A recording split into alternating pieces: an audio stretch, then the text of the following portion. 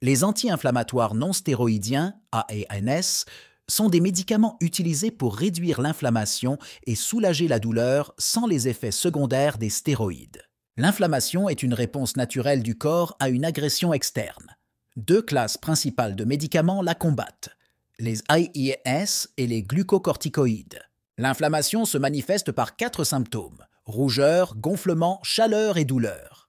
Ces signes sont causés par des médiateurs lipidiques et protéiques. L'inflammation comporte 3 phases: vasculaire, vasodilatation, infiltration cellulaire, migration des leucocytes et réparation tissulaire, permettant de distinguer l'inflammation aiguë de la chronique. Les principaux médiateurs chimiques de l'inflammation sont les prostaglandines, PG, et les leucotriènes, LT, synthétisées à partir de l'acide arachidonique libéré par la phospholipase A2.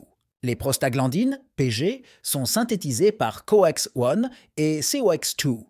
COX-1 est basale et protège les tissus, tandis que COX-2 est induite par l'inflammation et amplifie la douleur. Les leucotriènes, LT, sont produits par les cellules inflammatoires et ont un puissant effet bronchoconstricteur contribuant à la réponse inflammatoire.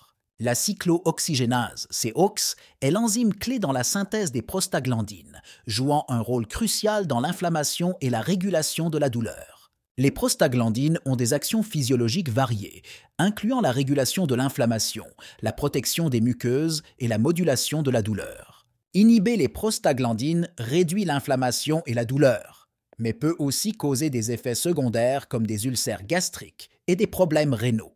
Les AINS sont classés selon leur structure chimique: salicylé, pyrazolé, dérivés indoliques, phénamate, oxycam, aryl carboxylique et coxib. Les AINS peuvent être classés selon leur sélectivité: inhibiteur sélectif, COX-1, non spécifique, classique, préférentiel, COX-2 et sélectif, COX-2. Les AINS inhibent réversiblement les COX, sauf l'aspirine qui acétyle irréversiblement l'enzyme. Les COX-2 sélectifs sont préférés en cas d'ulcération digestive. Les AINS ont des propriétés anti-inflammatoires, analgésiques, antipyrétiques et anti-agrégantes plaquettaires, bien que ces effets varient selon le type d'AIS. Pharmacocinétique des AAS. Bonne résorption digestive, forte liaison aux protéines plasmatiques, métabolisme hépatique et élimination rénale. Leur demi-vie varie considérablement. Les AINS sont indiqués pour traiter les inflammations douloureuses aiguës ou chroniques, sauf contre-indication. L'aspirine est aussi utilisée à faible dose comme anti-agrégant plaquettaire. Utilisation courte des AAS.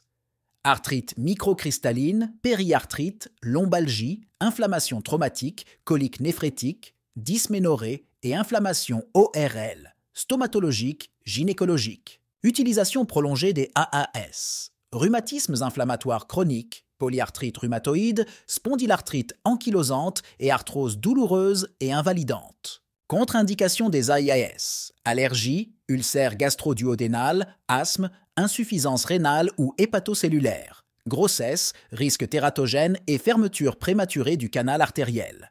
Effets indésirables des AAS: douleur digestive, hépatotoxicité, néphrotoxicité, saignement, crise d'asthme, réaction cutanée et immunoallergique. Interaction médicamenteuse des AINS.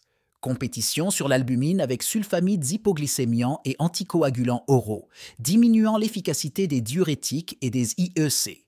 Conclusion: minimiser la dose et la durée du traitement, préférer les COX-2 sélectifs pour les patients à risque digestif, assurer une bonne hydratation et surveiller cliniquement.